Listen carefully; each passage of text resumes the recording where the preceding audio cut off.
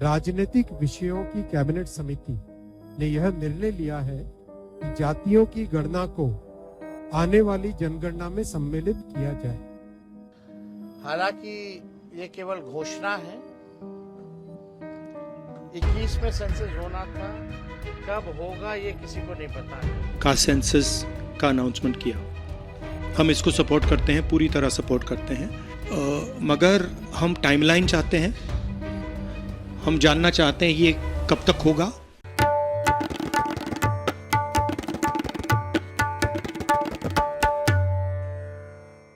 आदाब, नमस्कार। The red mic में आपका स्वागत है। मैं हूं सौरभ शुक्ला। केंद्र सरकार ने अचानक कैबिनेट मीटिंग करके जातिगत जनगणना करने का फैसला लिया है, जिसके बाद जो पूरे देश में चर्चा केंद्रित थी पहलगाम पर, वो अब जातिगत जनगणना पर शिफ्ट हो गई है। आपको बताएं कि बहुत मांग थी इंडिया अलायंस की, राहुल गांधी से लेकर अखिलेश यादव से लेकर लालू यादव, तेजस्वी, ये सब अपनी चुनावी रैलियों में, चाहे संसद हो या सड़क, लगातार जातिगत जनगणना की बात करते हुए आए हैं। और आपको बताएं कि जातिगत जनगणना ना कराने का एक खामियाजा भारतीय जनता पार्टी को लोकसभा चुनाव में भुगतना पड़ा। आपने देखा उत्तर प्रदेश में, भले ही केंद्र में सरकार बनी हो, लेकिन उत्तर प्रदेश में लगभग 30 सीटों का नुकसान बीजेपी को हो गया, जहां पर जातीय राजनीति भारी पड़ गई भारतीय जनता पार्टी को। और आपको बताएं कि लगातार राहुल गांधी कहते आ रहे हैं कि अब जातिगत जनगणना कराएंगे और फिर जिसकी जितनी हिस्सेदारी उसकी उतनी भागीदारी और आरक्षण भी बढ़ाने की बात होगी। हम आपको थोड़ा सा एक्सप्लेन कर देते हैं इस वीडियो में कि जातिगत जनगणना कब कराई जाएगी और जातिगत जनगणना कैसे होती है और किसने क्या कहा। आपको बताएं कि अश्विनी वैष्णव ने, जो केंद्रीय मंत्री हैं, उन्होंने प्रेस कॉन्फ्रेंस करी। उन्होंने कहा कि जो जातिगत जनगणना है उसे मूल जनगणना जो हर 10 साल में होती है उसके साथ ही कराया जाएगा। और तमाम लोग ये भी कयास लगा रहे हैं कि इस साल बिहार में चुनाव भी है और बिहार और उत्तर प्रदेश में तो जाति हर चीज पर भारी है और वोट तो जाति के आधार पर पड़ता ही है। तो आपको बताएं कि जातिगत जनगणना का जो पूरा प्रोसेस है, इसको होने में लगभग 1 साल का वक्त जरूर लग जाएगा। और जो हमारे सूत्र हैं और कुछ लोगों से हमारी बात हुई है, उसके मुताबिक जो जनगणना है उसका प्रोसेस सितंबर से शुरू हो जाएगा। तो जनगणना में तमाम सवाल पूछे जाते हैं कि परिवार में कितने लोग हैं, आय कितनी है, पुरुष स्त्री कब पैदा हुए, डेट ऑफ बर्थ, क्या काम करते हैं, सारे एक फॉर्म आता है जिसको लोगों के घर घर जाके भराया जाता है। तो आपको बताएं कि इस फॉर्म में जाति का भी एक कॉलम होगा और वहां से पता चल जाएगा देश में किस जाति के कितने लोग हैं। और पिछली जनगणना 2011 में हुई थी और 2021 में अगली जनगणना होनी थी, लेकिन अगली जनगणना जो नहीं हो पाई क्योंकि उस समय कोविड था और उसके बाद से लगातार ये बात आगे जो है वो बढ़ता जा रहा है। आपको बताएं कि 2011 तक जनगणना के फॉर्म में कुल 29 कॉलम होते थे। इनमें नाम, पता, व्यवसाय, शिक्षा, रोजगार, माइग्रेशन जैसे सवालों के साथ केवल एससी और एसटी कैटेगरी से ताल्लुक रखने को रिकॉर्ड किया जाता था, यानी सिर्फ एससी एसटी, ओबीसी को उसमें शामिल नहीं किया जाता था। अब जाति जनगणना के लिए इसमें एक्स्ट्रा कॉलम जोड़े जाएंगे, जो एक बहुत महत्वपूर्ण बात है। और आपको बताएं कि जनगणना एक्ट जो 1948 में बना था उसमें भी अमेंड करना पड़ेगा और इसमें सिर्फ देश में जातियों के नाम पर सिर्फ और सिर्फ एससी और एसटी की गणना की जा सकती है, इसमें बाकियों की गणना नहीं की जा सकती। और उसको करने के लिए 1948 के जनगणना एक्ट में अमेंडमेंट करना होगा। और इससे ओबीसी, जो भारत में ओबीसी है, अदर बैकवर्ड क्लास, उसके 2650 जातियों के आंकड़े भी सामने आएंगे। आपको बताएं कि 2011 की जनगणना के अनुसार मार्च 2023 तक 1270 एससी और 748 एसटी जातियां हैं। 2011 में एससी की आबादी 16.6% और एसटी की 8.6% थी।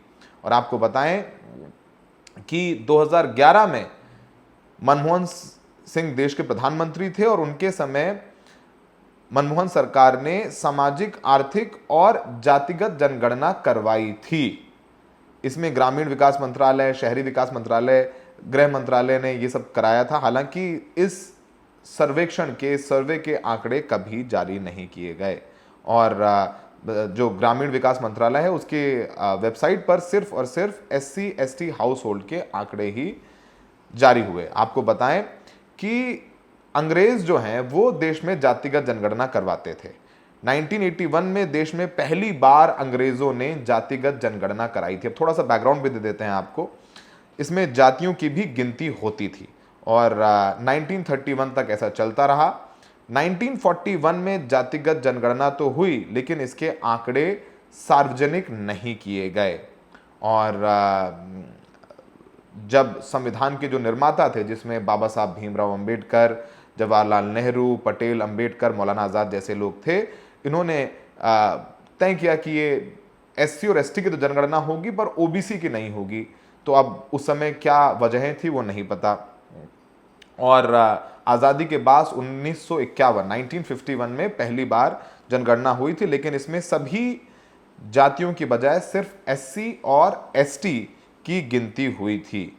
और SC और ST की गिनती क्यों कराई गई वो भी हम बता देते हैं, क्योंकि संविधान में उनको आरक्षण देने की बाध्यता है SC ST को, और OBC बाद में इसमें ऐड हो गया। और इस पूरे मामले में लगातार बहुत सारी बातें हो रही हैं और अब राजनीतिक चर्चा भी गर्म हो गई है, क्योंकि ये भी कहा जा रहा है कि जातिगत जनगणना जो सरकार करवा रही है उसमें नेता प्रतिपक्ष राहुल गांधी, अखिलेश यादव, इन जैसे नेताओं का बहुत दबाव है।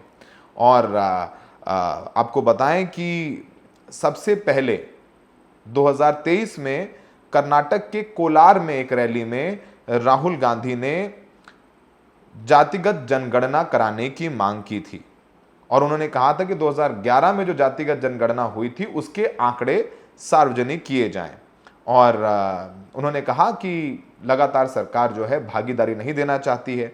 25 सितंबर 2023 को राहुल गांधी ने बिलासपुर की एक रैली में कहा कि उन्होंने जातिगत जनगणना 2011 में कांग्रेस ने कराई और कहा कि ये भारत का एक्सरे। और लगातार आपने देखा है कि जहां जहां कांग्रेस की सरकार बनी वहां पर राहुल गांधी ने जातिगत जनगणना कराई है। जैसे तेलंगाना में जातिगत जनगणना हो रही है, कर्नाटका में जातिगत जनगणना हो चुकी है, लेकिन एक और राज्य है बिहार, जहां पर सबसे पहले जातिगत जनगणना हुई। नीतीश कुमार और लालू यादव जब मिलकर सरकार चला रहे थे अभी, जिसमें तेजस्वी यादव उप मुख्यमंत्री थे, तो बिहार में जातिगत जनगणना करवाई गई थी। और आपको पता ही है कि चाहे वो भारत जोड़ो यात्रा हो, भारत जोड़ो न्याय यात्रा हो, राहुल गांधी के एजेंडे पर जातिगत जनगणना लगातार रही है। और अब सबने अपनी अपनी बातें कह रहे हैं, और लेकिन अश्विनी वैष्णव ने जरूर कांग्रेस पर तीर चला दिया है। उन्होंने कहा है कि 1947 से जातिगत जनगणना नहीं की गई। कांग्रेस की सरकारों ने हमेशा जाति जनगणना का विरोध किया। 2010 में मनमोहन सिंह ने कहा था कि जाति जनगणना के मामले पर कैबिनेट में विचार किया जाना चाहिए। इस विषय पर विचार करने के लिए मंत्रियों का एक समूह बनाया गया। अधिकांश राजनीतिक दलों ने जातिगत जनगणना की सिफारिश की। इसके बावजूद कांग्रेस सरकार ने जाति का सर्वेक्षण या जाति जनगणना कराने का फैसला नहीं कहा। अब ये सब चलता रहेगा। और आपको बताएं, लगातार सबसे पहले जातिगत जनगणना की बात करें तो उसकी मांग राम मनोहर लोहिया ने की थी और कहा था कि जातियों के हिसाब से आरक्षण होना चाहिए। एक बहुत 2010 में फिर लालू यादव और मुलायम सिंह ने मिल करके जातिगत जनगणना कराने का दबाव बनाया था मनमोहन सरकार पर, और उसके आंकड़े जो है अभी तक सामने नहीं आए। और मनमोहन सरकार ने 2011 में आर्थिक और सामाजिक जातिगत जनगणना कराई थी, जिसे SCCC कराने का फैसला किया था और बजट भी पास हुआ था। लेकिन 2013 में जनगणना पूरी हुई, लेकिन वो आंकड़े कभी हमारे सामने नहीं आए हैं। तो इस पूरे मामले पर सब अपनी अपनी बातें कर रहे हैं। चाहे वो लालू यादव हैं, उन्होंने कहा कि हमें जातिवादी कहने वालों को करारा जवाब मिला है। चिराग पासवान का भी आया, उन्होंने कहा देश हित में फैसला लिया गया है, ये फैसला समावेशी विकास के लिए है। केशव मौर्य का भी, तेजस्वी यादव कह रहे हैं ये फैसला हमारी जीत है, हमारी सरकार को बात माननी पड़ी। तमाम रिएक्शंस इस पूरे मामले पर आ रहे हैं। आइए सुनिए किसने क्या कुछ कहा है, और राहुल गांधी ने एक प्रेस कॉन्फ्रेंस भी की है, वो भी हम अपने दर्शकों को सुनवाते हैं। जनगणना का विषय संविधान के अनुच्छेद 246 की केंद्रीय सूची की क्रम संख्या 69 पर अंकित है। यह केंद्र का विषय है। हालांकि कई राज्यों ने सर्वे के माध्यम से जातियों की जनगणना की है। जहां कुछ राज्यों ने यह काम सुचारू रूप से संपन्न किया है, वहीं कुछ अन्य राज्यों ने राजनीतिक दृष्टि से और गैर पारदर्शी ढंग से सर्वे किया है। आज दिनांक 30/4/2025 के दिन प्रधानमंत्री श्री नरेंद्र मोदी जी के नेतृत्व में राजनीतिक विषयों की कैबिनेट समिति ने यह निर्णय लिया है कि जातियों की गणना को आने वाली जनगणना में सम्मिलित किया जाए। यह इस बात को दर्शाता है कि वर्तमान सरकार देश और समाज के सर्वांगीण हितों और मूल्यों के लिए प्रतिबद्ध है। लोगों का जो मुख्य लड़ाई रहा, आज उस पर केंद्र सरकार को भी झुकना पड़ा, और केंद्र सरकार ने निर्णय लिया है कि जो अगला सेंसस होगा उसमें जातीय जनगणना को भी इंक्लूड किया जाएगा। हालांकि ये केवल घोषणा है। 21 में सेंसस होना था, कब होगा ये किसी को नहीं पता है, लेकिन जो परिसीमन है उससे पहले जो है सेंसस कराना होता है।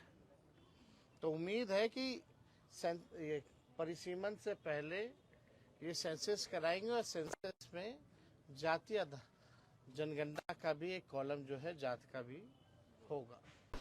पार्लियामेंट में हमने कहा था कि कास्ट सेंसस को हम करवा के छोड़ेंगे, और हमने ये भी कहा था कि 50% की जो कैप है, जो आर्टिफिशियल दीवार लगा रखी है, उसको भी हम तोड़ के हटाएंगे। पता नहीं क्या हुआ, सडनली 11 साल बाद नरेंद्र मोदी जी कहते थे कि सिर्फ 4 जाते हैं, सडनली कास्ट सेंसस का अनाउंसमेंट किया। हम इसको सपोर्ट करते हैं, पूरी तरह सपोर्ट करते हैं, मगर हम टाइमलाइन चाहते हैं। हम जानना चाहते हैं ये कब तक होगा, और ये एक पहला कदम है। तेलंगाना एक मॉडल बना है कास्ट सेंसस के लिए, और वो ब्लूप्रिंट बन सकती है। और कास्ट सेंसस को डिज़ाइन करने में हमारा पूरा सरकार को ऑफर है, पूरा समर्थन है कि हम डिज़ाइन करेंगे, क्योंकि डिज़ाइन बहुत ज़रूरी है।